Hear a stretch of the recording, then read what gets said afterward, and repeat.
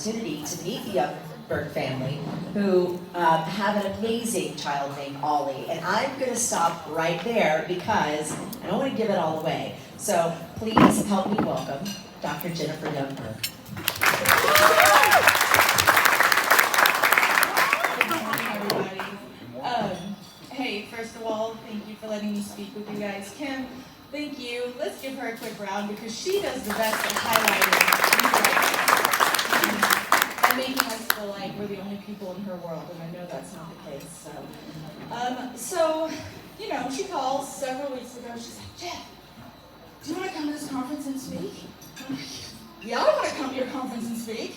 I just got my PhD. I have lots of things to say. Like, I'm a teacher, I was a principal. I'm like, oh, so many things. Yeah, I want to talk. I'm thinking, keynote speaker. And she's like, okay, you got 15 minutes on day 2. Oh, okay. First time ever, I'm nervous, shaking a little bit, it's okay. And then she says, oh yeah, you're our second choice. Oh, it's terrible, And so I'm like, well, it's a cool opportunity to get to speak among my peers and my colleagues. And then I'm like, well, they're going to get the next best thing, Ollie's mom, right? So here was your first choice. And my PhD is in integrated technology learning and psychology. And my brilliant husband says, why don't you integrate Ollie into the meeting? That's a brilliant idea. So after like 2.5 weeks worth of emails, trying to figure out if this could happen or not, we finally got it figured out like last week. So this is great. So Ollie couldn't be here today because he has third grade state testing later this morning. His school doesn't start till 9, so he couldn't be here. But he is excited to meet you guys, so I'm going to introduce him and ask him some questions, and then I'll tell you a little bit more about Ollie's story, okay? So, good morning, buddy. Good morning. How are you this morning? I'm good. Good. Hey, I'm here at the Waterford Summit with people from all over the country. I've met people from Georgia, I've met people from Tennessee, I've met people from South Carolina, and you know who else is here? Who? Mr. Todd and Miss Kim. Hi. Do you remember them? Yeah? Yeah. So, tell me, what do you have planned for today? I got state testing. You've got state testing today? I think you're going to do really great. Thanks. You guys want to wish him good luck? Did you hear that? Yeah? This is a room full of educators that are cheering you on because they want you to do amazing too.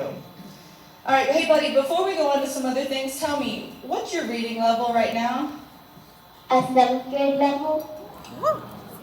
Yeah. Right? And he's taking his third grade test, and he's a 10-year-old. So, Ollie, let's tell them a little quick. They haven't gotten to see the whole video, but when Miss Kim and Mr. Todd came, do you remember that day? Yeah? Yeah, what was your favorite part? When they gave me my squirrel buddy? When Miss Kim gave you the squirrel buddy because Ollie was convinced in the nature park that he was going to catch a squirrel, and he was just determined the whole time. And so, so the next day, Miss Kim showed up with a squirrel, and it is still something that he keeps at his bed or in his toy box. So I said, do you still have that squirrel? He's like, oh yeah, it's in my toy box. Cool, along with 100 other stuffies, but he still has that one, so. Do you remember anything else we did on that trip, buddy? I went to a nature hike. We did go on a nature hike. What do you like about the nature hikes? I liked how beauty is all around us. Yeah, you like seeing all the nature around us. So, well, buddy, I'm not going to keep you much longer. I just wanted to make sure that you had an opportunity to say good morning to these folks, and they got to say good morning to you because really they wanted you more than they wanted me. Maybe this summer Kim will call us and say, hey, Jen, fly to California, Utah, Florida, Hawaii, where are you going? All right, buddy, do you have anything else you want to say? Oh, I forgot. You know who else is here this morning? Who? Mrs. Powell. Ooh, hi, Mrs. Powell. And Mrs. Powell was Ollie's principal during this entire process that I'm getting ready to tell you about. They have the best relationship that a principal and a student could possibly have. So. What? Oh, sorry. All right, buddy, is there anything else you want to say to these folks? No. Okay. Well, you have a wonderful day. I love you. Love you. All right, I'll talk to you later. Love you later. Bye. Bye.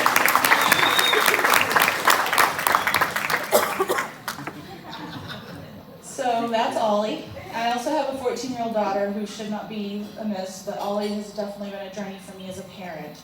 And I was a school principal for 4 years, and I was a teacher for 13 years, and I understand everything that I've listened to you guys say because I've been there and I've done that. About a year and a half ago, I was really stressed out. I was working full-time in higher ed, I was finishing my dissertation, and then Ollie. And I was really overwhelmed. And my husband looks at me and he says, Jen, why don't you quit your job, stay home, take care of the kids, and take care of yourself? And I was like, ha, you had jokes, we can't afford that. That's not a thing we do. And he's like, well, let's try it for 90 days, you can always go back to the classroom. And he's right. And if I need a job, I can be a teacher, and I was a good teacher. Not being pretentious, but I was a good teacher, I enjoyed what I did. So he's right. A year and a half later, we're still making it. We're fine. Now, I will be going back to work because I'm not a super great stay-at-home mom. But right now, even this year with Ollie and his disabilities, I still get 2 calls a week. Hey, Mommy, I got really mad in class today. Hey, Mommy. Oh, hey, Jen, can you come get Ollie? He bit the teacher. That gorgeous kid. I say that to people, they're like, no. Oh, yes. See, when Ollie was little, we realized that he just was a little different.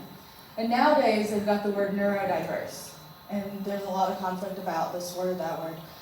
He's got ADHD, he's got anxiety, he has sensory processing delay, he has coordination disorder, he doesn't recognize the strength or the non-strength of his hands. Something just wasn't quite there. He wouldn't look at me when I would talk to him. We've had him tested 3 times. He's not autistic. So what can you do for a kid who's struggling in school but can't get a diagnosis that would put him on an IEP? And as a former principal, I know how to fight as a principal for my school, but I didn't know how to fight for my own kid. And so they're like, Jen, do you want to come get him? Like, yeah, because that's what was best for the school. And then I called an advocate, because at this point, Ollie in kindergarten, first time around through kindergarten, had like 23 absences. And it was on me, because they call and say, now, wait, let me preface this. This was not Mrs. Powell's school. Okay? This was not her school. This was first round of kindergarten, the same year as COVID. Yeah, no, it was not Mrs. Powell's school doing this. This was not. This was before, pre-Mrs. Powell. And it was just a lot all the time. And at that point in kindergarten, he'd be running the building, and the principal would call and say, Jen, he's running the building. Okay. Is he suspended? No. Call me if you suspend him. Because at this point, he was on an IEP, and his absences and his lack of academics was on me as a parent because I was picking him up to help the school. And that sounds terrible, but I know as an IEP, after 10 days in Oklahoma, they have to do disabilities. Is this why he's doing this? And that's what I needed to happen. So that's what we did. So all of a sudden, they stopped calling me. But then COVID, right? Things were improving. We were finally, okay, we're doing good. And then COVID. And then we got out of school in March. And I had this kid who hadn't even really been in the classroom most of kindergarten because he was running the hallways. And then his safe place was under the principal's desk, so he'd go in there and take a nap after because he's 4 and 5 and he's exhausted. And we were like, Ollie, why are you running the classroom? Why are you throwing desks? I don't know. I have things running in my head and I can't make them go away, so I run. And I remember when I was a school principal, and I was chasing kids down the hallway, just trying to keep them from getting out the front door of the building, just to keep them safe. And I remember thinking, and Ollie was baby at that time, I thought, I will never have a kid like this. Well, I do, and I did. And honestly, Ollie is 1,000 times in control of himself more than he was at that point, right? And I can't stand up here and say, it was Waterford. It was Waterford that did it. But what I can tell you is that it took a team and a certain set of circumstances that are within our control for Ollie to get where he is now. So we'll move backwards again, right? Ollie's in kindergarten, COVID. I call Mrs. Powell because Mrs. Powell's school is our home school. And because Ollie had been put on an IEP, they had shifted him to a different school in the district to be in a classroom where it really wasn't appropriate for him. It was not his least restricted environment. I'm sorry, I don't know how to make that stop. And I called Mrs. Powell crying. And I'd known her before because she had my daughter at school as elementary as well. I was crying. I said, Mrs. Powell, can we please come back to our home school next year? Ollie is not thriving here. He is not doing well. And Mrs. Powell said, bring him. So we brought him. In his second year of kindergarten, he's flipping desks and he's running the hallway. And at some point he decided he was gonna leave and got out the side bus door and was standing outside the building where the bus loop is, just gonna leave. He was just, and I'm like, oh, okay. And then toward the end of the year, as things had started improving, Ollie had a kindergarten teacher named Mrs. George. She called me, she goes, Ollie pulled my pen drawer. He got mad in class today. He pulled my pen drawer out. He dumped it on the floor. And he looked at me. He was really mad. And she says, but I got down on his level and I looked at him in the face and I said, Ollie, it makes me sad that you did that to me just now. But I want you to know that I still love you. And that when you feel better, you'll make this right. And I was like, oh, good for her, because that's not the kind of teacher I was. I'd be like, you picked that up. And so, okay, that's the kind of teacher he had in kindergarten. So he left kindergarten the second time around after Miss George, and he was at an 11th percentile. Then Broken Arrow Public Schools did maintain the brain for the summer with Waterford, and an IXL for the older kids, which my daughter had. There were no words for IXL. That are positive today. Ollie was on the computer all summer long. I wasn't even paying attention. I was still a teacher at this time. I mean, I was a virtual school teacher at the time, and he was just on the computer all the time doing their thing. I was whatever. We got a call from Miss Kristen. She goes, oh, hey, guess what? Ollie has won an award for having the most minutes on this program. What program? Even as a parent teacher, I'm like, what? Well, he's been doing work. You know, even though I was putting him on it, I didn't realize what he was doing. And I said, oh, that's awesome. And she says, oh yeah, and they want to know if they can come and do like an expose on Ollie, and this was a year and a half later. So to backtrack, and also because of the value of time, Ollie left kindergarten at the 11th percentile in his STAR scores, which at that time earlier this year they didn't have the standard score across the. He did maintain the brain that summer with Waterford, and I guess he did it a lot. And he started first grade in the 99th percentile of those STAR scores. And I looked at Mr. Horseman, and I looked at Miss Powell, and I called him, I said, as a fluke, test him again. I've been a teacher for 18 years. I've never seen a kid score 99th percentile, especially my kid, who didn't know his letters last year. So he scored 99th percentile at Christmas, and he scored 99th percentile in February, and he scored 99th percentile in math and English, or reading, at the end of first grade. I'm seriously still like, this is a fluke. There's something wrong with this program. Ollie's figured out how to hack it. I don't know. Something's not right. And Ollie is twice exceptional. He did a second grade test as gifted.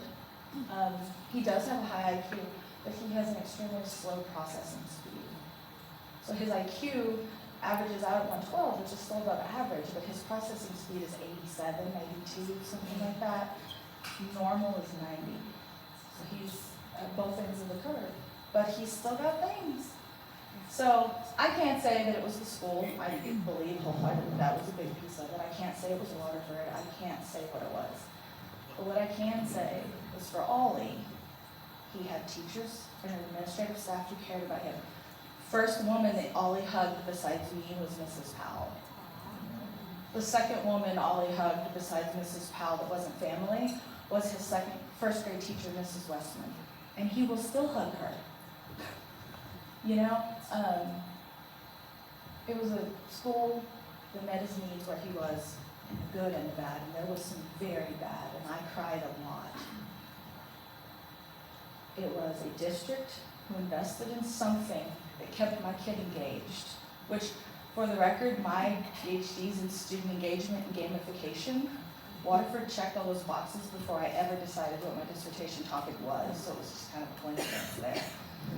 And third, a program that has actually put graphic organizers that kids can manipulate, videos that kids can watch, engaging brain-based learning activities that kept Ollie in front of that computer for I don't even know how long, really, truly. You can ask Kristen later how many hours he spent on that program. But it was those three things. I believe that now, as of February, Ollie's STAR score is a 1056. At the end of first grade, I got a letter from Miss Powell that said, "Congratulations, your child has got a 1012 on the STAR score. He passes the third grade RSA retention laws here in Oklahoma." And I called her and I said, "He's a first grader. I think you made a mistake because this says third grade." She goes, "No, once they pass it, they pass it." And his numbers have just went up every year. So, moral of the story, your school, invest in your kids. Your district, invest in your kids. Make sure your teachers know how to invest in your kids. Thank you, Jen.